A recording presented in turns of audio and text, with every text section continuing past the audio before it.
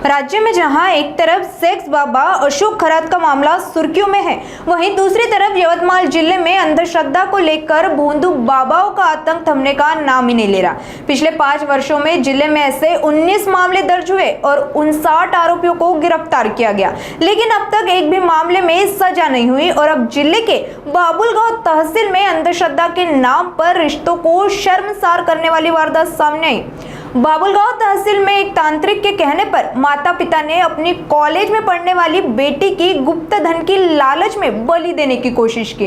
गनीमत रही कि समय रहते पुलिस ने इस मामले में हस्तक्षेप कर छात्रा के माता पिता व ढोंगी बाबा को रंगे हाथ पकड़ लिया। यवतमाल जिले के घाटंजी तहसील का सपना पलस्कर हत्याकांड भी इसी तरह के अंधविश्वास से जुड़ा था, जिसमें परिवार के ही सदस्य आरोपी निकले। यवतमाल जिले में बढ़ते अंधश्रद्धा मामलों पर श्रद्धा निर्मूलन समिति ने पुलिस प्रशासन से कड़ी कारवाई की मांग की है।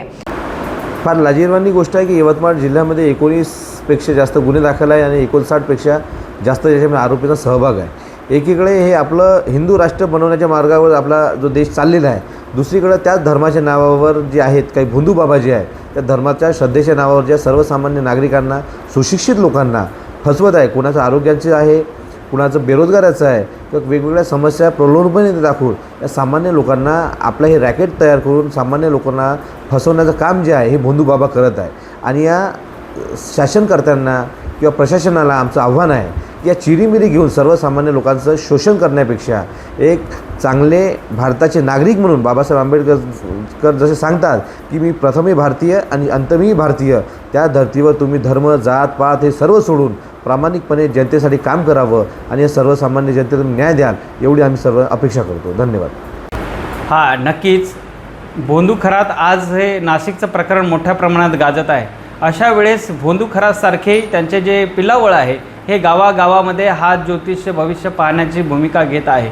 अशा वेळेस जनतेने आपला बाबा हा भोंदूच आहे हे समजून घेतलं पाहिजे आणि अशा पद्धतीच्या कोणत्याही भाकड कल्पनावर विश्वास ठेवू नये।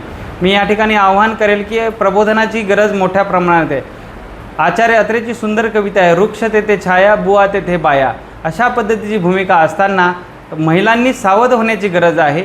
स्त्री शक्तीची भूमिका घेऊन स्त्रियांनी जागृत होण्याची गरज आहे। अशा या भोंदू बुवा बाबापासून दूर होण्याची गरज आहे आणि जो आपल्याला संत समाजसुधारकाचा वारसा, महाराष्ट्राचा पुरोगामी महाराष्ट्र आपण ज्या अर्थी म्हणतो, त्या पुरोगामी महाराष्ट्राला असा काळीमा फासणारे जे काही भोंदू बुवा बाबा आहे यांच्यापासून दूर होण्याची आव्हान या ठिकाणी अंधश्रद्धा निर्मूलन समिती सातत्याने करीत आहे।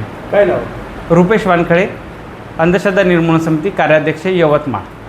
स्थानिक गुन्हे शाखा पुलिस निरीक्षक सतीश चौरे ने नागरिकों से अपील की कि अंधश्रद्धा मामलों की तुरंत सूचना दे ताकि आरोपियों के खिलाफ समय रहते कार्रवाई की जा सके।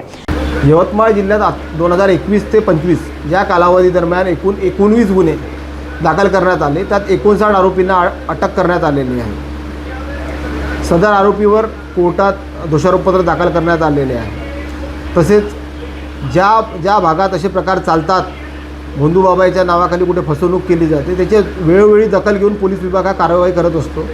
तसेच सामान्य जनतेला सुद्धा आवाहन करण्यात येते की आपल्या अवतीभोवती जर असे भोंदू बाबा कुठे आढळून आल्यास त्या लोकांची योग्य ती माहिती तात्काळ पोलीस विभागाला कळवावी। सदरचे प्रकरण आमच्यापर्यंत आले नाही अद्यापपर्यंत। ज्या वेळेस असे प्रकरण येतात, जसं यवतमाळचा आपण उल्लेख केला, त्यावेळेस तशी माहिती आल्यानंतर आपण तशी योग्य ती कारवाई करत असतो। असे प्रकरण जर कोणाच्याही लक्षात आलेस तर आपण आमच्या पोलीस विभागाकडनं जनतेनं आवाहन करण्यात येते, यवतमाळ पोलीस विभागाकडे असे प्रकरण लक्षात आल्यास, तुमच्या आजूबाजूला कुठे घडत असल्यास त्याची माहिती तात्काळ त्वरित पोलीस विभागाला कळवावी। जवळच्या पोलीस स्टेशनला माहिती देणं अत्यंत बंधनकारक आहे।